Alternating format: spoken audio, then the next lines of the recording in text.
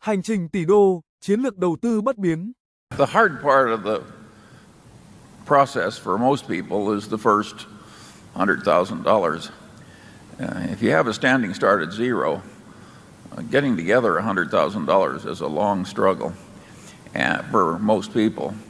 And I would argue that the people who get there relatively quickly are helped if they're passionate about being rational, very eager and opportunistic, and steadily underspend their income grossly.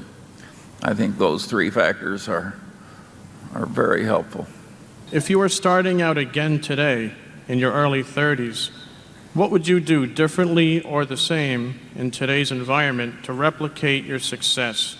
In short, Mr. Buffett, how can I make $30 billion? Charlie's always said that the big thing about it is we started building this little snowball on top of a very long hill. So we started at a very early age in rolling the snowball down. And of course, the snowball, the nature of compound interest is it behaves like a snowball of sticky snow. And the trick is to have a very long hill, which means either starting very young or living to be very old.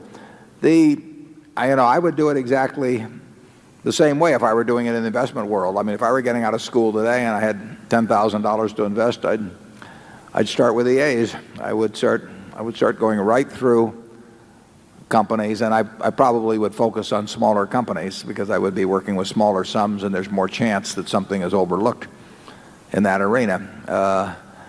And as Charlie has said earlier, it won't be like doing that in 1951 when you could leaf through and find all kinds of things that just leapt off the page at you.